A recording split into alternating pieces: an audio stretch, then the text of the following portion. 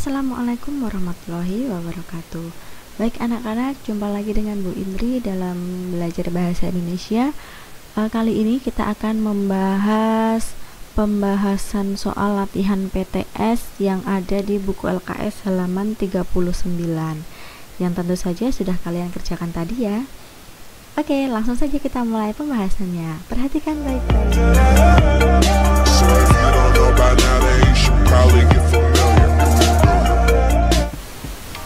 Baik anak-anak, langsung saja kita mulai pada pertanyaan nomor 1 ya. Pertanyaan nomor 1, bacalah teks berikut kemudian jawablah soal nomor 1 dan 2. Nah, silahkan kalian baca dulu teksnya. Setelah kita baca nomor 1, isi teks tersebut adalah sesuai dengan paragraf di sini. Jadi kalian harus menentukan kalimat utamanya atau apa sih yang di sini yang dibahas. Nah, di sini kalimat utamanya ada di sini. Buah naga berasal dari pohon sejenis kaktus yang mempunyai 3 keunikan. Nah, dari sini bisa disimpulkan bahwa isi teksnya itu adalah tentang C, keanehan bunga naga. Kemudian nomor 2, keunikan buah naga menurut teks tersebut adalah, menurut teks ini keunikannya adalah ada di D, penyerbukan hanya terjadi pada malam hari. Ini unik ya. Kenapa tidak yang C? Yang C ini penyerbukan dilakukan oleh kelelawar. Nah, ini tidak hanya bunga naga saja yang penyerbukannya dilakukan oleh kelelawar. Jadi yang unik adalah penyerbukan hanya terjadi pada malam hari karena dibantu oleh binatang malam. Selanjutnya nomor 3. Perhatikan teks deskripsi berikut untuk mengerjakan soal nomor 3 sampai dengan 5. Pertanyaan nomor 3, objek yang dideskripsikan pada teks tersebut adalah. Nah, di sini kita bisa membaca dulu seluruh teksnya. Nah, dari teks ternyata yang dideskripsikan adalah yang A, suasana keindahan Pulau Rupat. Ini ya, sungguh eksotik. Mungkin hanya kata itu yang paling menggambarkan keindahan pantai Pulau Rupat. Nah, jadi di sini ada suasananya bisa kalian baca sendiri gitu. Struktur identifikasi dalam teks tersebut terdapat pada pernyataan. Nah, diingat, identifikasi itu berisi nama tempat, lokasi, kemudian asal usulnya. Nah, jadi nomor 4 ini jawabannya ada pada opsi A. Ya, ada kabupatennya, ada letaknya. Nah, jadi ini adalah struktur identifikasi. Kemudian nomor 5, penulisan ke di bawah ini yang tepat adalah, ingat kata ke itu mempunyai 2 fungsi, sebagai kata depan dan sebagai kata imbuhan. Nah, kalau sebagai kata depan, ketika bertemu dengan kata keterangan tempat, maka penulisannya harus dipisah. Contohnya ini, ayah pergi ke kota. Kota itu keterangan tempat ya, jadi penulisannya harus dipisah. Yang A salah. Yang B, ibu pergi ke pasar. Lagi ke pasar tempat, jadi penulisannya harus dipisah, salah lagi. Kemana ayah pergi?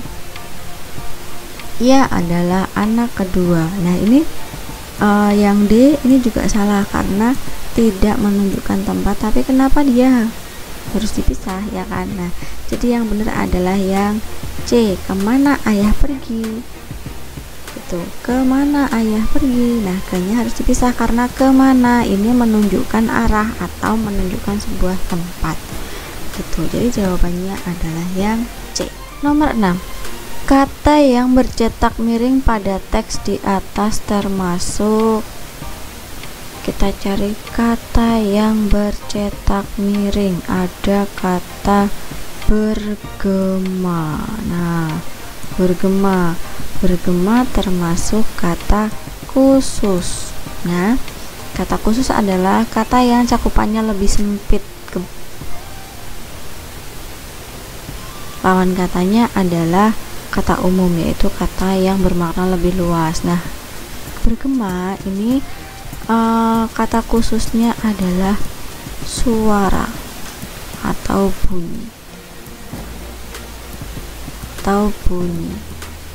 Oke. Nah, nomor 7, kalimat nomor 3 pada teks tersebut menggunakan majas. Angin kembali bertiup kencang sehingga pohon-pohon kelapa itu hendak rebah ke bumi. Nah, ini menggunakan majas seolah-olah benda mati berperilaku seperti manusia, ya kan?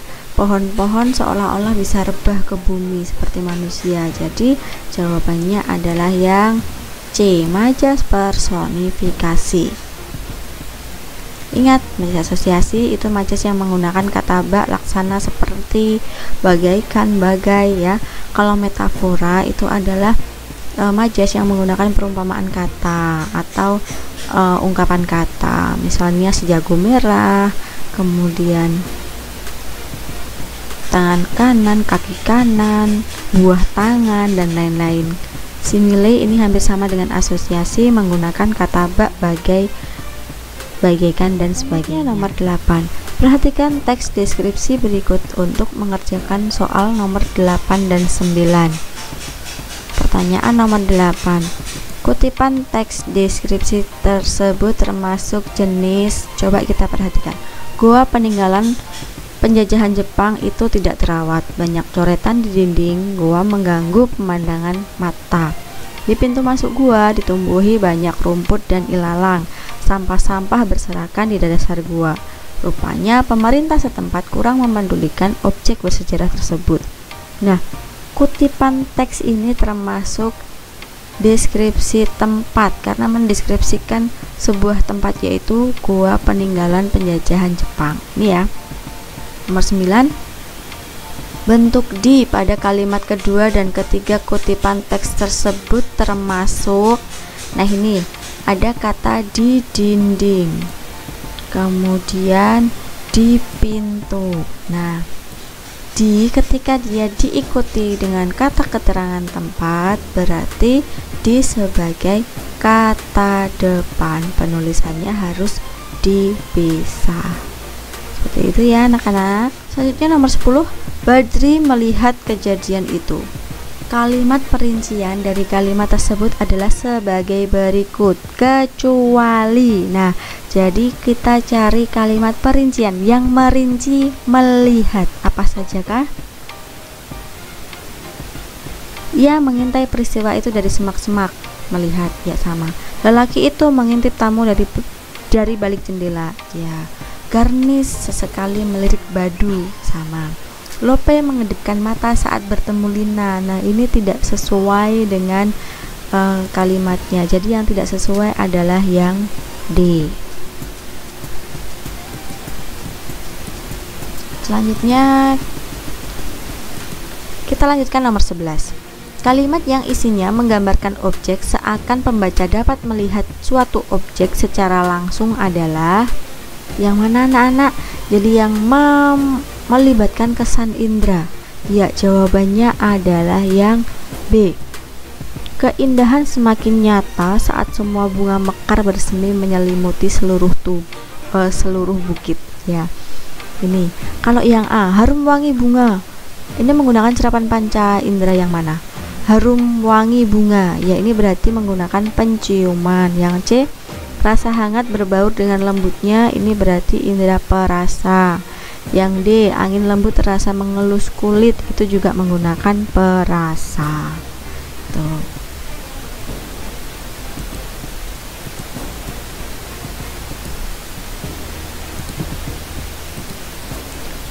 Kita lanjut nomor 12.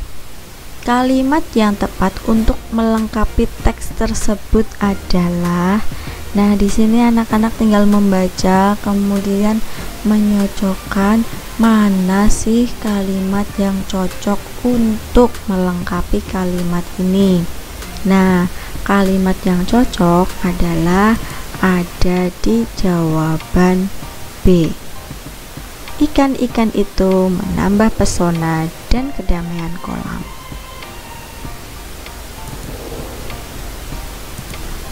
Mudah ya. Lanjutkan nomor 13. Topik karangan deskripsi hari-hari menyenangkan bersama teman lamaku. Perincian topik yang tidak sesuai. Nah, jangan terkecoh, ini ada katanya tidak sesuai. Hari menyenangkan bersama teman lamaku. Kira-kira yang tidak sesuai yang mana? Ya, jawabannya adalah yang D, mengunjungi guru yang sakit. Ini kan tidak menyenangkan, ya kan? Jawabannya jadi yang D. Baik. Pada nomor 14 ini ternyata tidak ada majas yang ada di dalam kalimat nomor 1 maupun kalimat nomor 2. Jadi nomor 14 ini adalah bonus. Yeay, dapat 1 bonus. Langsung saja kita ke nomor 15.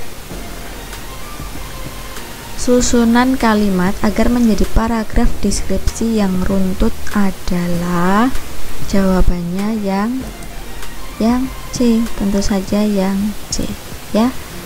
Oke, ingat cara membuat susunan paragraf ini kan sama 3 semua nih, berarti jelas kalimat pertama pasti nomor 3, selanjutnya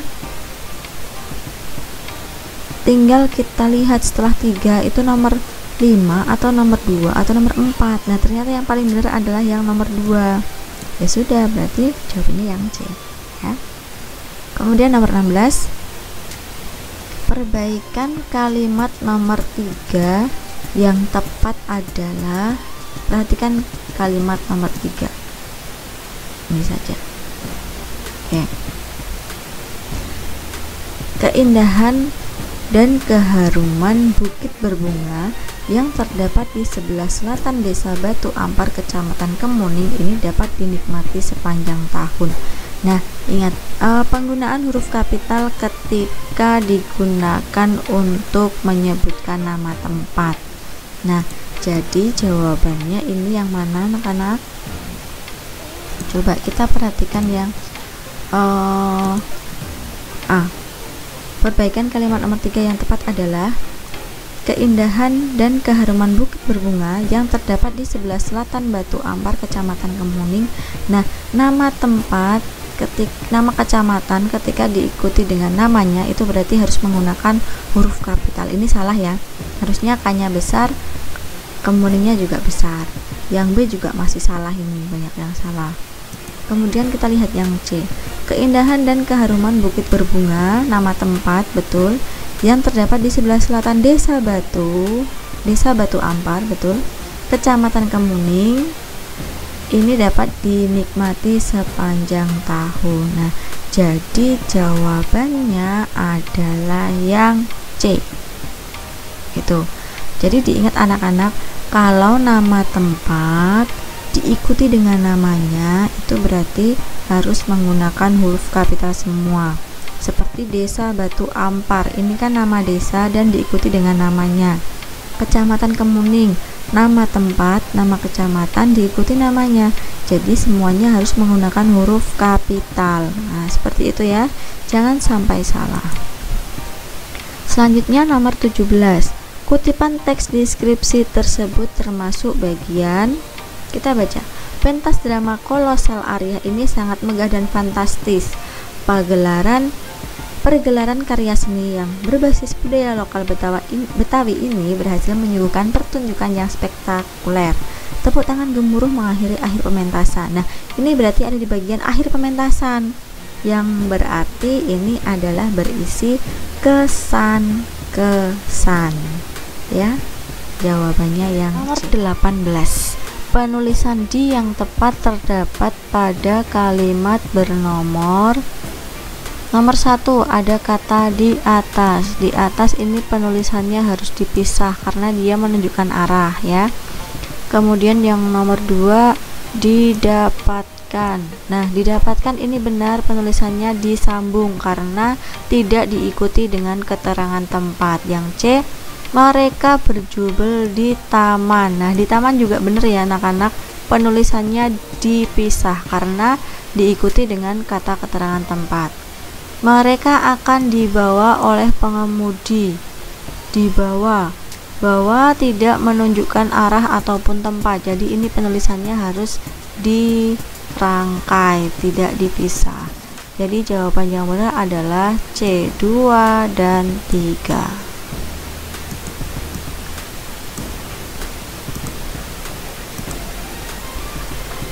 Nomor 19. Bagian yang dideskripsikan dalam teks tersebut sebagai berikut, kecuali yang D, lukisan ya. Setelah kalian baca pasti tidak ada kata-kata lukisan di dalam teks itu. Selanjutnya nomor 20. Majas personifikasi dalam teks tersebut terdapat dalam kalimat. Majas personifikasi adalah majas yang mengumpamakan benda mati seolah-olah hidup atau berperilaku seperti manusia. Nah, kita lihat yang manakah yang menggunakan majas personifikasi? Ya, ada di kalimat nomor 2. Angin lembut terasa mengelus kulit. Nah, di sini angin diumpamakan seperti manusia yang bisa mengelus-elus kulit. Seperti itu. Judul yang tepat untuk teks deskripsi tersebut adalah, ini jawabannya yang C, kura-kura kesayangan. Karena di sini memang membicarakan tentang Chiko ya, Chiko yang merupakan kesayangan dari si penulis. Kenapa tidak Chiko kura-kura peliharaanku, Bu? Nah, kalau Chiko kura-kura peliharaanku itu kan hanya mengacu pada paragraf pertama saja, sementara ini judul itu harus mengacu pada keseluruhan dari isi paragraf, seperti itu. Jadi jawabannya adalah yang C. Nomor 22. Tujuan si penulis menulis teks deskripsi tersebut adalah yang D, menggambarkan kura-kura peliharaannya. Jadi teks ini kan membicarakan tentang Chiko yang tempurungnya berwarna coklat, kemudian tubuhnya besar, dia binatang pemalu, dan yang lain-lain. Secara umum, teks itu adalah menggambarkan kura-kura peliharaan penulis. Selanjutnya, nomor 23. Pertanyaan yang jawabannya ada di dalam teks tersebut adalah, nah ini mudah banget, mudah sekali. Kalian tinggal membaca pertanyaannya kemudian dicari ada tidak ya jawabannya di sini. Nah, pertanyaan yang ada jawabannya di dalam teks ini ada pada pertanyaan yang B. Bagaimanakah bentuk rumah gadang Minangkabau? Nah, jawabannya ada di paragraf 2. Rumah gadang Minangkabau berbentuk kapal, yaitu kecil ke bawah dan besar ke atas. Nah, seperti itu ya. 24. Pernyataan yang sesuai dengan teks tersebut adalah, nah anak-anak di sini kalian tinggal menyocokkan saja dengan teks yang ada di soal ini ya. Nah, pernyataan yang paling sesuai adalah yang C. Yang B. Drama Tariko Losal Arya diprakarsai Attillah Suryajaya. Yang B ya. Penulisan kalimat di atas jika ditulis dalam kalimat langsung adalah, nah anak-anak coba perhatikan kalimat langsung. Kalimat langsung itu berarti ucapan atau ujaran orang lain. Ya, jadi di sini ibu mengharuskan aku dan adikku rajin belajar agar giat. Nah, jadi kalian harus mencari di sini kalimat mana sih yang diucapkan oleh ibu. Umpamakan kalian itu sebagai aku dan adikku itu. Ya, cara penulisannya salah satu ciri-cirinya adalah menggunakan tanda kutip. Coba, ibu berkata, aku dan adikku harus rajin belajar agar pintar. Yang berkata masa ibu? Tidak ya. Ibu berkata kita harus, tidak. Ibu berkata kami harus, tidak juga. Nah, jadi jawabannya adalah yang D. Ibu berkata kalian harus belajar agar pintar. Nah, ini kan mengutip. Kalau ibu berkata pada aku dan adikku, nah ini kan berarti menggunakan kata kalian. Seperti itu, gitu ya.